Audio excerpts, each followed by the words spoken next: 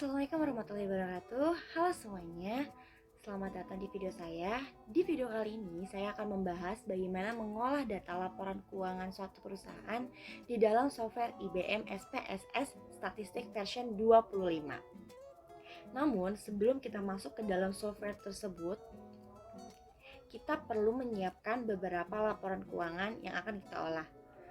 Bagaimana cara kita mendapatkan laporan keuangan tersebut? Kita akan masuk ke dalam web Bursa Efek Indonesia. Di sana terdapat berbagai macam perusahaan, berbagai macam laporan keuangan yang dapat kita gunakan untuk melakukan pengolahan data tersebut. Berikut caranya. Pertama, kita masuk ke Google, lalu kita ketik Bursa Efek Indonesia. Dia akan muncul paling atas. Lalu akan muncul paling atas di sini yaitu www.idx.co.id. Kita langsung klik Bursa Efek Indonesia. Nah, sekarang kita sudah masuk ke dalam halaman utama dari Bursa Efek Indonesia. Kita klik perusahaan tercatat, lalu kita pilih laporan keuangan dan tahunan. Nah, di dalam tab ini banyak sekali laporan keuangan yang dapat kita gunakan. Kita klik di sini. Oke, sekarang kita sudah masuk ke dalam laman yang kita butuhkan untuk mendapatkan laporan keuangan. Gimana sih kita cara dapetin laporan keuangan tersebut?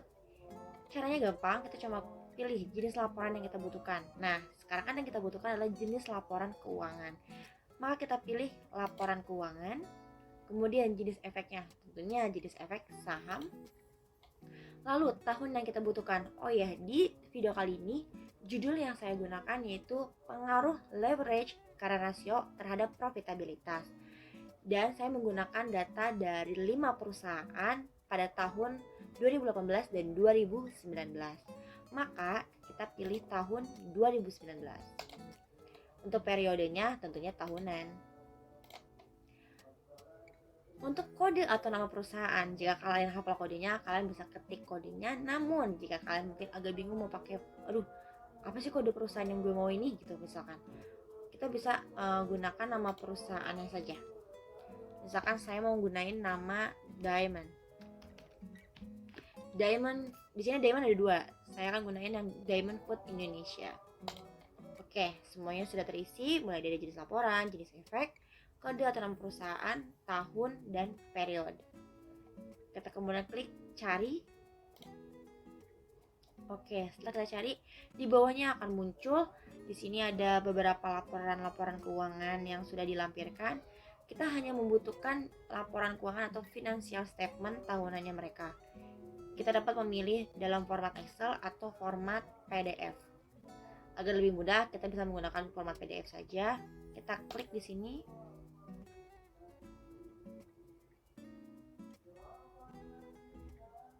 Oke, kita sudah masuk ke dalam laporan keuangannya.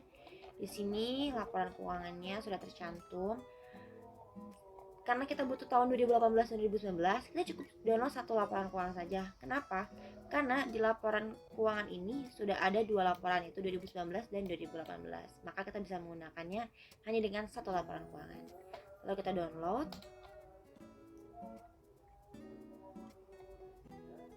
Oke, kita save. Oke, sudah kita simpan ya. Sekarang bisa kita buka laporan keuangannya di download Diamond.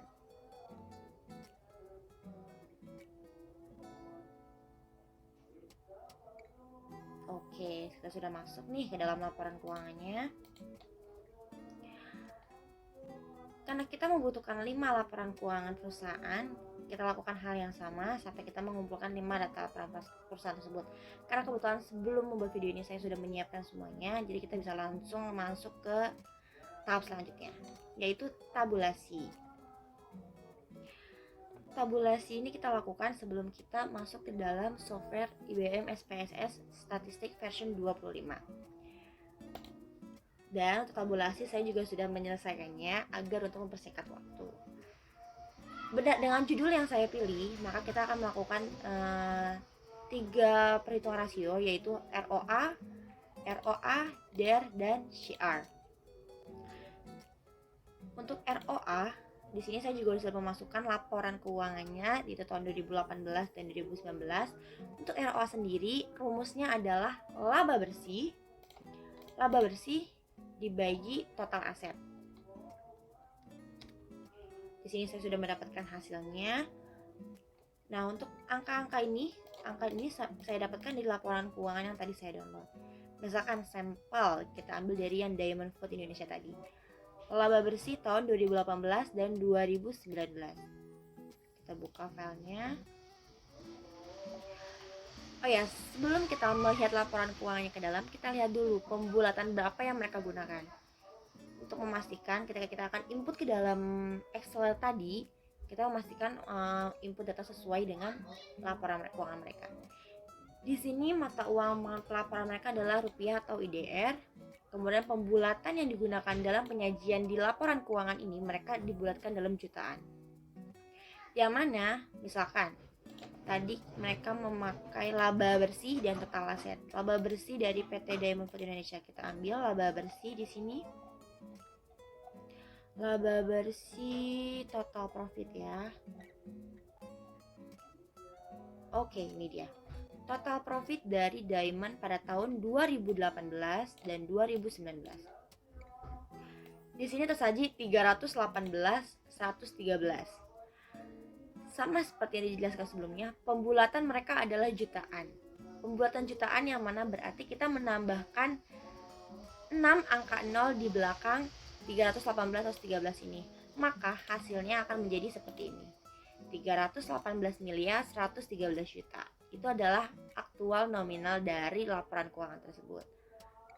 Lakukan semuanya dengan cara yang sama. Kita cek dari laporan keuangan yang ambil tahun 2018 dan 2019. Kemudian kita ambil juga dari total aset atau jumlah aset ya, 4213314 sama dengan yang tadi, ditambahkan 6 angka 0 di belakang karena mereka pembuatannya adalah jutaan. Dan juga 5570651 sama ditambahkan 0 di belakangnya.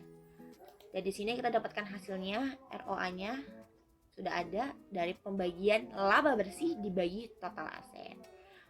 Itu dia rasio yang pertama. Selanjutnya yaitu DER. Di DER ini juga sudah saya cantumkan, sudah selesai. Kita melakukan hal yang sama, namun untuk DER yang kita butuhkan adalah data total utang dan total ekuitas. Total utang dan total ekuitas juga kita dapatkan dari laporan keuangan yang tadi. Di sini dilampirkan total utangnya, total liabilities ya. Ini dia.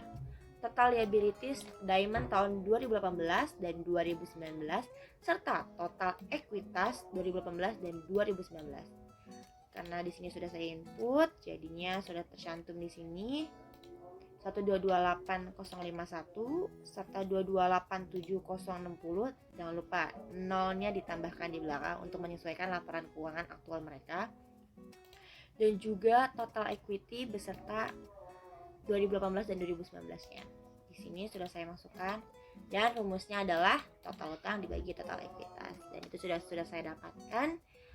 Jadi untuk tahapan ini tinggal kita lakukan hal yang sama seperti yang tadi. Sudah saya dapatkan semuanya. Lanjut ke perhitungan rasio selanjutnya, yaitu current ratio. Untuk current ratio yang kita butuhkan adalah aktiva lancar dan utang lancar. Sama dengan yang tadi, kita buka laporan keuangan, kita cari current asset dan current liability atau utang lancar dan aktiva lancar. Di sini kita cari total aktiva lancar. Nah, ini ya, jumlah aset lancar di sini atau total current asset. Total current asset untuk PT Diamond tahun 2018 adalah 2626026. Di sini jangan lupa tambahkan 0 di belakangnya karena mereka adalah pembulatannya jutaan. Dan juga 3736573 untuk tahun 2019. Di sini juga sudah saya input. Sama juga utang lancarnya. Utang lancar atau jangka pendek ya, di sini total current liabilities-nya 1159481 untuk tahun 2018 dan juga 2112483 untuk tahun 2019. 19. Di sini juga sudah dapatkan. Lakukan semuanya dengan perusahaan yang lainnya. Lakukan hal yang sama, input ke dalam tabulasi ini. Dan ini dia hasilnya untuk yang current ratio. Setelah kita mendapatkan 3 rasio tersebut, kita gabungkan dalam sheet profitabilitas. Ini dia sudah saya gabungkan jadi satu, ROA, DER, dan CR. Untuk selanjutnya kita dapat lakukan penginputan di software IBM SPSS Statistik version 25. Untuk sampai sini itu dia tahapannya. Selanjutnya, oh ya jangan lupa, sebelum kita mulai di software, kita harus menyiapkan file blank untuk menginput hasil output nanti dari software. Di sini sudah saya siapkan ada beberapa uji yang mungkin nanti akan saya lakukan, yaitu uji deskriptif, normalisasi, autokorelasi, dan sebagainya. Di sini sudah saya siapkan. Dan sekarang karena kita sudah melakukan download laporan keuangan dan kita sudah melakukan tabulasi, kita bisa langsung masuk ke dalam software IBM SPSS version 25. Sekarang kita masuk ke aplikasinya. Ini dia. Kita tunggu ya, agak lama memang. Oke, ini dia sudah muncul tampilannya. Ini akan muncul seperti ini ketika kita membuka software tersebut. Untuk halaman welcome to IBM SPS statistik ini dapat kita close saja di bagian sini, di bagian bawah. Kita close. Nah, ini dia.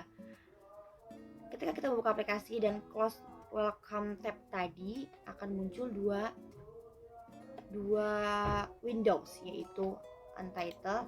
Ini adalah dimana nanti kita akan melampirkan data tabulasi kita tadi, dan di sini adalah output dari pengolahan yang akan kita lakukan nanti. Selanjutnya kita masuk ke dalam data view. Data view terdapat di dalam Windows Untitled Dataset ini. Terdapat juga variable view. Variable view ini akan muncul ketika kita sudah memasukkan angka yang tadi. Kita masuk ke data view terlebih dahulu.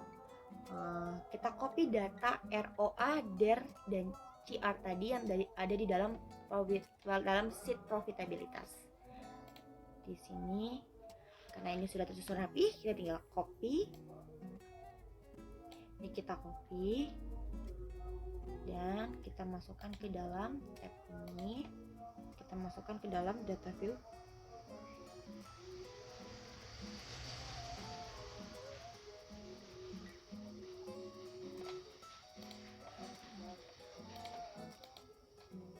Kita paste with variable names.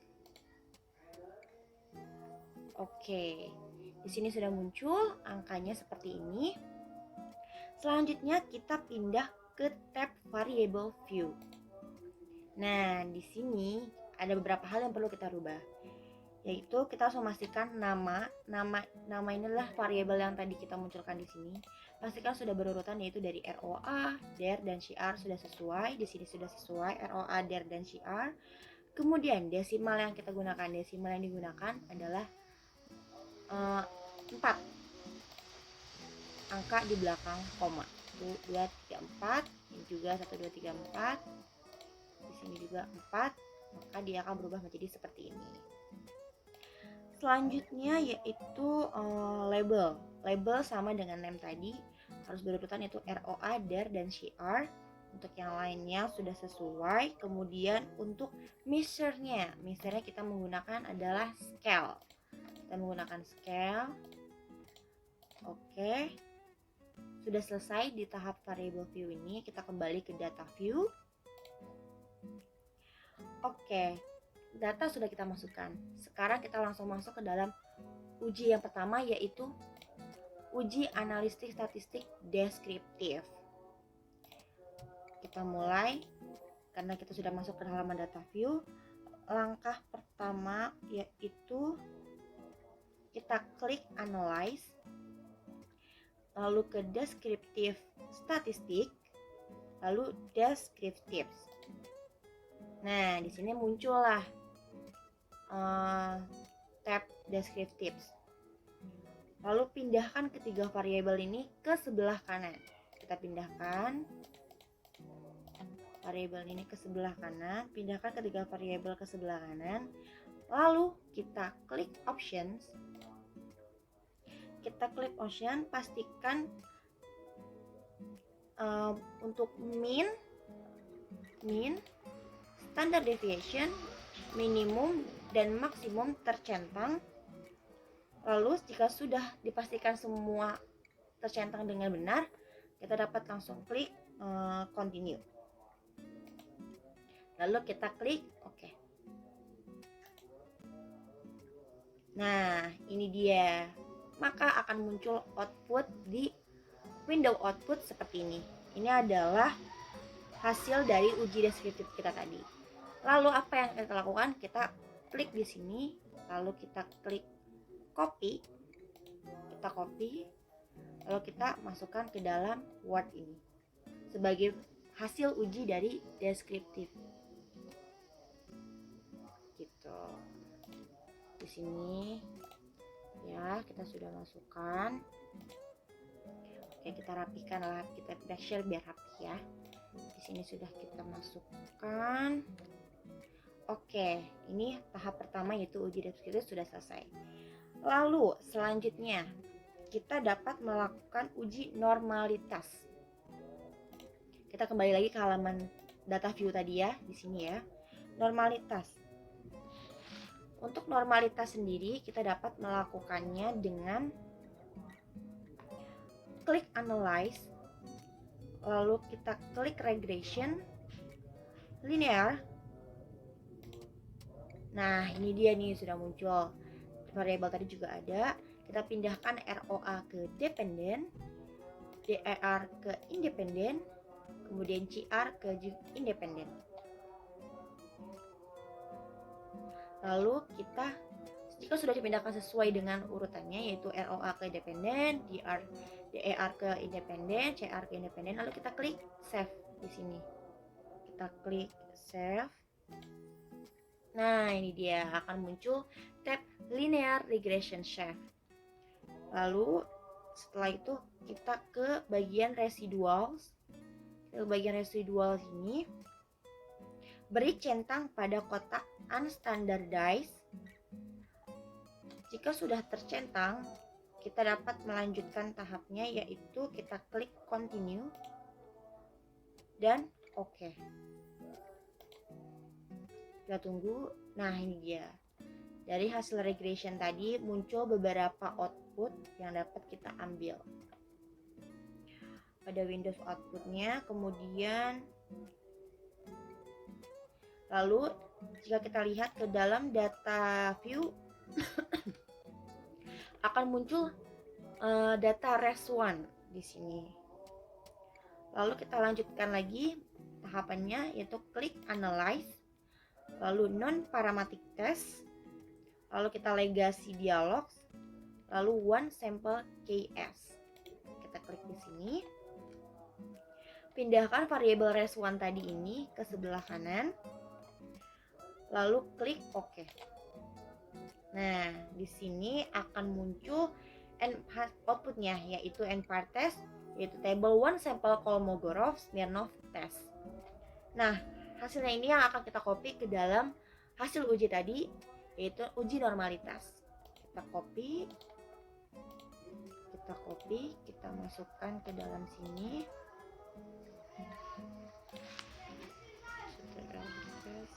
Oke, ini sudah masuk ya. Ini sudah masuk. Kita rapikan lagi, kita make sure aja biar rapi. Terus oke. Untuk uji normalitas kita sudah dapatkan. Selanjutnya yaitu uji autokorelasi. Kita kembali lagi ke data view. Lalu kita lakukan lagi uji data mulai dari klik analyze, lalu non parametric test, lalu legacy dialogs, lalu kita klik run. Pindahkan variabel res1 ke sebelah kanan, lalu kita klik OK. Maka di sini akan muncul hasil dari uji tadi, yaitu table runs test. Kita copy table ini, kita masukkan ke dalam uji autokorelasi sebagai hasil uji. Di sini kita klik.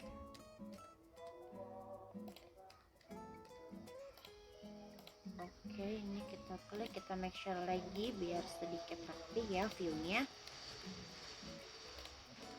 Oke. Sudah 3 uji kita lakukan dan kita dapatkan hasil outputnya. Selanjutnya yaitu kita lakukan uji multikolinearitas. Kita kembali lagi ke data view di sini. Kemudian kita klik analyze untuk uji ini, regression. Kemudian kita masuk ke linear. Lakukan hal yang sama yaitu untuk ROA masuk ke dependent, DER dan CR masuk ke independen. Lalu kita klik statistik di sebelah kanan sini. Kita klik statistik. Kita beri tanda centang pada kotak estimate, model fit, collinearity diagnostic, and Durbin-Watson. Pastikan keempat kotak ini sudah terchecklist. Jika sudah tercentang semuanya, lalu kita klik continue. Selanjutnya kita klik plots sebelah kanan ini di bawah statistik yang tadi. Kita klik. Untuk variabel Y kita isi dengan kode SRESID ini. Lalu untuk variabel X kita isi dengan ZPRED. Ini. Lalu kita klik continue jika sudah sesuai. Lalu kita klik continue dan jika sudah semua tahapan dilakukan kita klik OK. Maka di sini akan muncul output dari hasil uji tadi. Lalu kita akan ambil tabel yang koefisien. Kita ambil kita copy, terus kita masukkan ke sini. Untuk hasil uji ini kita hanya membutuhkan dua kolom terakhir ini, yaitu collinearity tolerance dan statistik FEIF di sini. Kita hapus kolom di sini karena kita tidak membutuhkannya. Kita delete saja, delete cells. Oke. Nah, ini dia. Ini kita masukkan saja ke sini.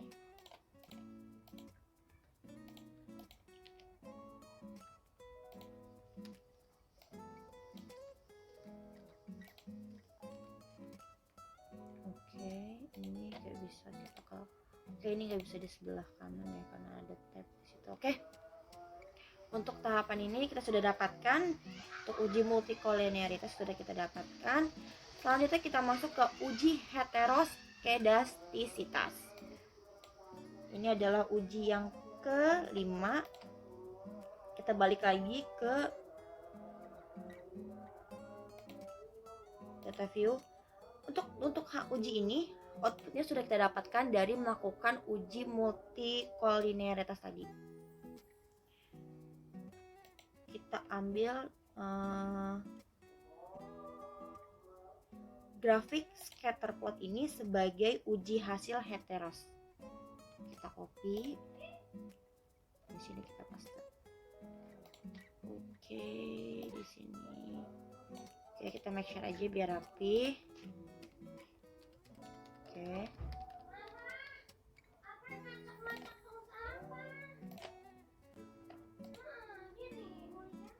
Ini kan sudah selesai. Ini sudah sampai tahap uji heteros. Selanjutnya untuk uji R-square atau koefisien determinasi. Untuk koefisien determinasi ini sama, kita mengambil data dari yang sudah ada sebelumnya. Kita ambil hasil outputnya yaitu di model summary. Ini dia. Kita copy model summary ini, lalu kita paste pada hasil uji koefisien determinasi. Kita make sure lagi biar kolomnya rapi.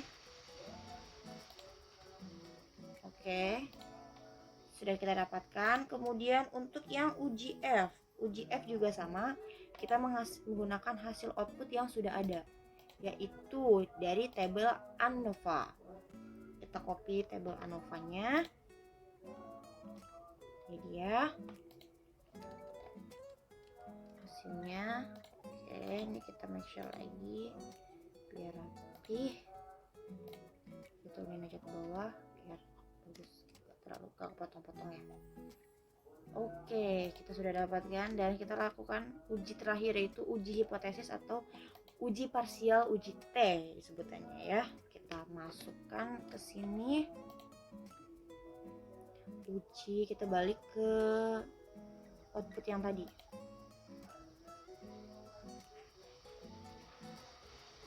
Nah, untuk yang ini kita menggunakan hasil output yang sama dengan uji multikolinearitas, yaitu uji yang ini.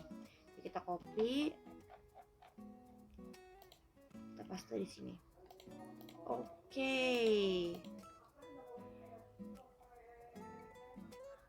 Semua uji sudah kita dapatkan dan ini dia hasilnya.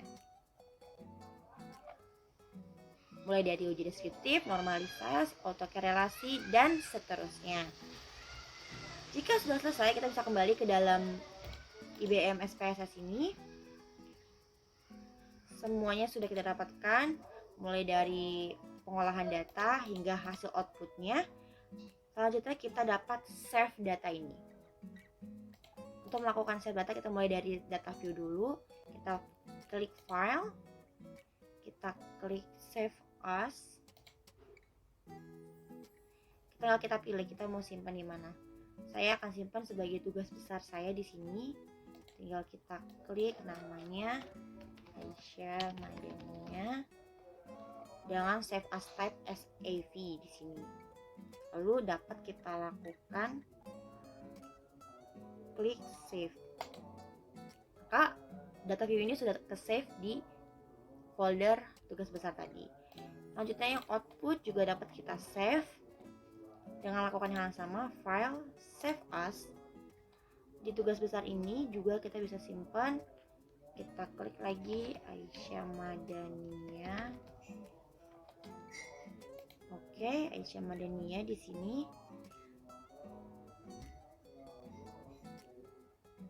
Kita lakukan klik save. Oke. Hasil output ini juga sudah kita save. Ini dia berubah nama menjadi Aisyah Madania dan data view juga sudah berubah menjadi Aisyah Madania. Oke, itu dia tahapan-tahapan dalam melakukan pengolahan data di software IBM SPSS Statistik version 25. Semoga video ini bermanfaat bagi teman-teman yang ingin melakukan pengolahan data yang sama dengan judul yang sama. Semoga kalian dapat memahami bagaimana proses dalam pengolahan data tersebut.